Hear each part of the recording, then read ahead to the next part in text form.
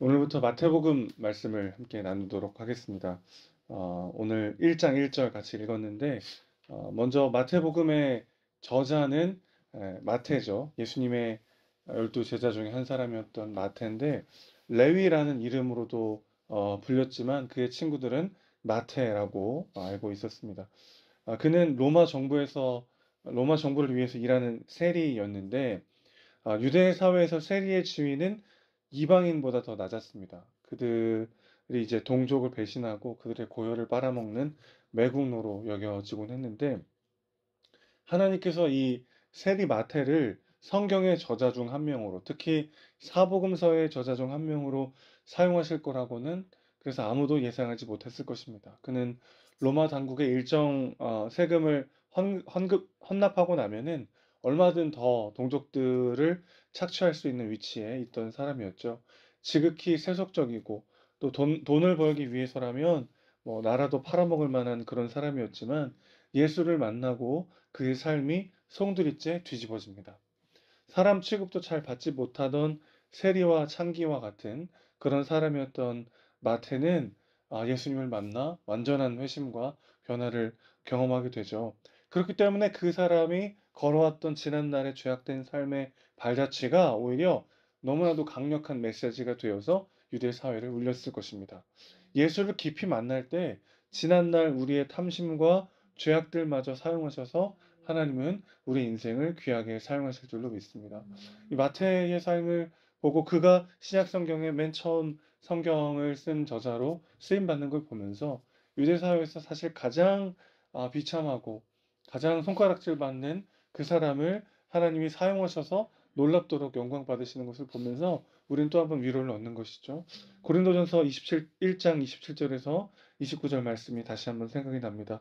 그러나 하나님께서 세상에 미련한 것들을 택하사 지혜 있는 자들을 부끄럽게 하려 하시고, 세상의 약한 것들을 택하사 강한 것들을 부끄럽게 하려 하시며, 하나님께서 세상의 천한 것들과 멸시받는 것들과 없는 것들을 택하사 있는 것들을 패하려 하시나니, 이는 아무 육체도 하나님 앞에서 자랑하지 못하게 하려 하심이라. 정말 세상 사람들에게 멸시받고 천대받았던 그 사람을, 그 세리 마태를 하나님이 만나 주시고 예수님께서 그 삶을 송두리째 변화시켜 가시는 이 모습을 우리는 신약 성경을 여는 첫 성경부터 우리는 보게 되는 것이죠. 동일한 은혜가 우리 가운데 쏟아 부어지고 있는 줄로 믿습니다. 우리의 어떠함이 아니라 하나님께서 나를 어떻게 바라보고 계시는가, 우리의 삶을 어떻게 사용하시기 원하시는가, 거기에 눈을 뜨는 우리 모두가 되길 소망합니다. 자, 마태복음의 저자가 마태라고 말씀드렸고, 1차 독자에 대해서도 우리가 생각할 필요가 있겠습니다. 물론 마태복음은 우리 모두에게 주시는 하나님의 말씀이지만, 어, 시대와 상황이 계속 변하기 때문에 하나님께서는 성경의 말씀을 주실 때 1차적으로 그때 거기 그 사람들에게 주시는 메시지로 항상 말씀을 주십니다. 그래서 우리가 성경을 읽을 때마다 1차 독자가 누구인지를 생각해 보고 그 사람들의 문화와 환경을 판단해 볼 때 그 안에 성경에 담긴 진짜 메시지가 뭔지를 우리가 알 수 있게 되는 거죠. 유대인이었던 마태는 1차적으로 동족 유대인들을 대상으로 마태복음을 썼습니다. 그래서 마태복음을 보면은 구약의 인용들이 유독 많이 나오는 것을 보게 됩니다. 그리고 생각보다 읽기가 까다로울 수 있습니다. 왜냐하면 유대인들이라면 당연히 알고 있는 것들이 많았기 때문에 그렇게 막 자세하게 설명하지 않고, 유대인이라면 누구나 다 알고 있다는 걸 전제하에 쓰는 글이 많기 때문에 생각보다 막 쭉쭉쭉 읽기가 쉽지 않은 부분들이 많이 있는데, 1차적으로 동족 유대인을 대상으로 마태복음을 썼다라고 볼 수 있어요. 마태는 하나님께서 구약을 통해 말씀하셨던 약속들을 예수 그리스도를 통해서 어떻게 최종적으로 완성하시는지를 밝히고 있습니다. 자, 그래서 1장 1절 오늘 함께 읽었습니다마는 예수 그리스도를 아브라함과 다윗의 후손으로 소개하면서 마태복음이 시작되죠. 아브라함과 다윗의 자손 예수 그리스도의 계보라. 예수 그리스도의 탄생과 그분의 생애는 아브라함으로부터 2000년 뒤에 있었던 일이고, 또 다윗으로부터도 1000년 정도 뒤에 일어났던 일입니다. 그런데 마태는 왜 이런 방식으로 마태복음을 시작했을까요? 구약을 잘 알고 있었던 유대인들은요, 유대인의 왕, 메시아는 반드시 아브라함과 다윗의 혈통을 잇는 족보에서 탄생할 것이다라고 굳게 믿었습니다. 메시아가 이제 히브리어고 헬라어로는 크리스토스, 그리스도입니다. 그러니까 메시아, 그리스도 같은 말인데 예수 그리스도, 즉 메시아이신 왕은 아브라함과 다윗의 혈통을 통해서 올 것이라는 것을 그들이 알고 있었다는 거죠. 그래서 마태는 무엇보다 먼저 예수 그리스도의 족보부터 소개함으로써 예수님이야말로 유대인을 비롯한 온 인류가 그토록 기다리던 아브라함과 다윗의 자손인 메시아임을 지금 밝히고 있는 거죠. 누가복음과 비교해 보면 더 극명하게 드러납니다.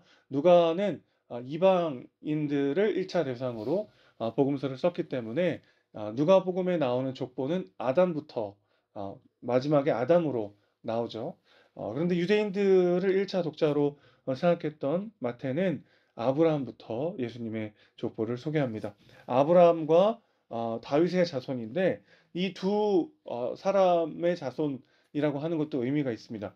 아브라함의 자손하면 일단 어떤 이미지냐면 여러분 이삭이 어떤 일이 있었죠? 하나님이 이삭을 제물로 번제로 바치라고 했을 때 아브라함이 순종하잖아요.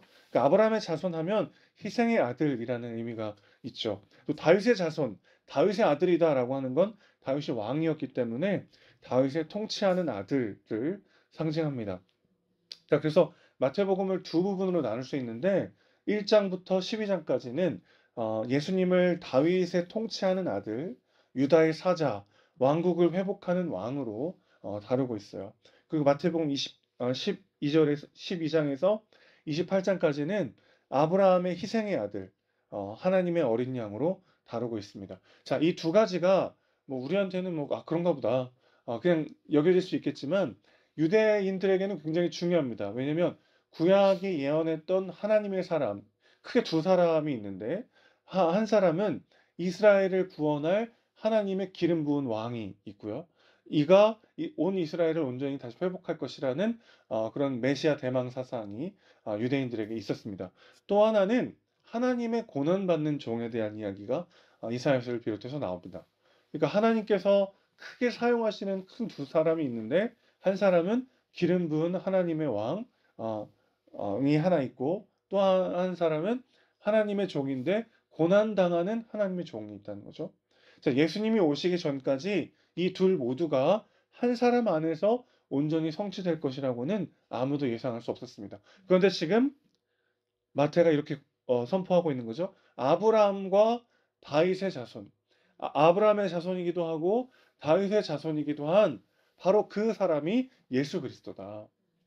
그러니까 1장 1절에 지금 예수님께서 어떤 의미와 어떤 존재 목적으로 이 땅에 오셨는지가 드러나고 있는 거죠. 아브라함의 자손으로 그는 희생의 아들이 될 것입니다.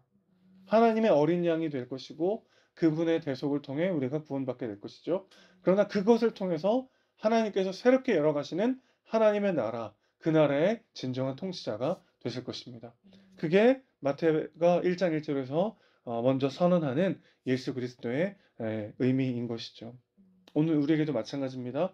예수님이 우리를 위해 죽으시고 부활하셔서 다시 이 땅에 오실 것입니다. 우리는 이미 구원받았지만 아직 완성되지 않는 그 구원의 여정을 걸어가고 있는 거죠. 이 두 가지가 우리 삶 가운데 함께 일어납니다. 고난받는 하나님의 종으로 우리는 오늘 하루를 살아갑니다. 그러나 그 고난이 끝이 아니라 그 고난의 끝에 영원한 승리와 영광을 마련하시고 이 땅 가운데 임하는 새하늘과 새 땅으로 영원한 통치와 영광을 함께 누리는 그런 사람으로 우리를 부르신 줄로 믿습니다. 예수님께서 어떤 의미로 이 땅에 오셨는가가 오늘 우리에게도 왜 중요합니까? 그 길을 우리가 함께 걸어가고 그 영광을 함께 누리도록 초대받은 존재들이기 때문인 줄로 믿습니다. 오늘 우리의 삶도 마찬가지죠. 우리의 비참함, 우리의 연약함, 우리의 넘어짐마저도 하나님 사용하셔서 위대하게 쓰신다는 것을 마태의 인생을 통해서 또 한번 경험하게 됩니다. 동시에 우리가 때로는 고난의 길을 걸어가고 우리 가운데 어려움과 시험과 환란이 올 때도 있지만 그것이 끝이 아니고 그 길의 끝을 통해서 영원한 하나님 나라의 왕 같은 제사장으로 우리를 부르셨음을 기억해야 될 줄로 믿습니다. 그렇게 고난받는 종으로, 그러나 하나님 나라의 통치하는 아들로 예수 그리스도와 함께 부름받아 그 길로 걸어가고 있음을 기억하면서 오늘 하루 담대하게 그 길을 걸어가며 주님과 동행하는 우리 모두가 되시기를 주님의 이름으로 축원합니다. 하나님 아버지, 아브라함과 다윗의 자손으로 오신 예수 그리스도, 그분이 우리의 주님이심을 믿습니다. 주님께서 우리를 구원하시고 우리의 삶의 의미를, 새 생명을 주심을 믿습니다. 세리 마태가 손가락질 받고 비난받는 비참한 인생이었지만 예수님을 만나 그의 삶이 성두리째 변화된 것처럼 주님, 오늘 우리의 삶 가운데도 임재하여 주시고 어두운 삶 가운데 빛을 비춰주시고 포로된 자가 자유케 되며 눈먼 자가 보게 되는 역사를 경험할 수 있도록 인도하여 주시옵소서. 과거의 우리의 그림자와 실패와 넘어짐마저도 하나님의 영광이 되는 놀라운 반전을 경험하게 하시고, 그렇게 고난받으나 하나님의 영광스러운 통치하는 아들로 우리가 부름받았음을 기억하고 예수 그리스도께서 가신 그 길을 담대하게 함께 한 마음으로 걸어가는 우리가 될 수 있도록 아버지 함께하여 주시옵소서. 우리 사랑이시고 주인이신 예수님의 이름으로 기도합니다. 아멘.